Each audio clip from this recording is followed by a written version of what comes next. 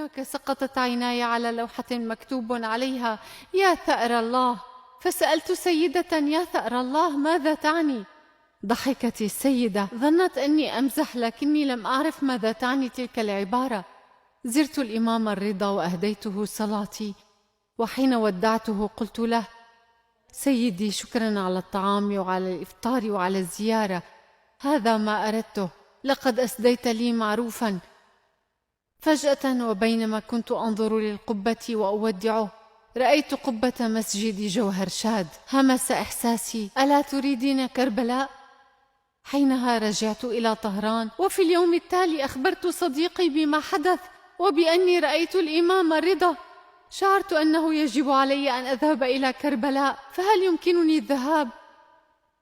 لقد عرف مسار رحلتي وقال: أرسلي جواز سفرك، وبالطبع توقعت ذلك. أرسلته وإذا به يرسل لي تذكرة إلى النجف. بينما كنت سبحان الله ذاهبة إلى كربلاء ولم أستطع أن أصدق، امتلأت بعلامات الاستفهام. لأكون صادقة كنت خائفة جدا، خائفة للغاية. أين أذهب؟ أي إمام؟ كيف يمكنك أن تنظر إلي؟ كيف يمكنك أن تقبل قدومي؟ لم أكن أعرف ما ينتظرني. لقد بدا الأمر وكأنني أتيت إلى هناك مدفوعة. لم أعلم ما سيحدث، فقط وثقت وغادرت. وصلت إلى حرم أمير المؤمنين. سمعت أنه علي الحصول على إذن الأب لأزور ابنك. قلت: أبي؟ أبتاه؟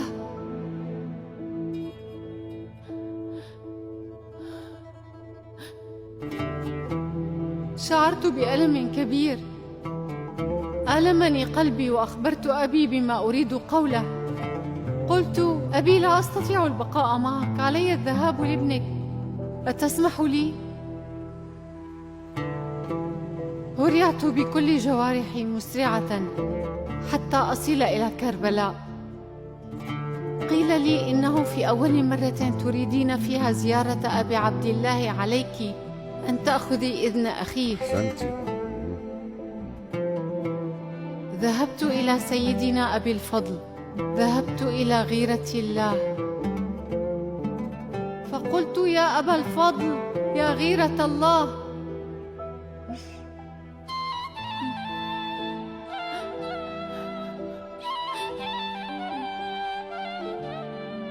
هل يمكنني أن أكون مثل أختك؟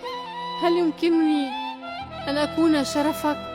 هل يمكنني أن أتنفس هوائي؟ تحدثت وأنا أعتصر ألماً. لم أكن أريد الذهاب إلى ضريح أخيه، لقد شعرت بالخجل وشعرت بالحرج. أخيراً رميت دلوي في البحر وذهبت بين الحرمين. وهناك بين الحرمين ولأول مرة في حياتي وقعت عيني على ضريح أبي عبد الله الحسين.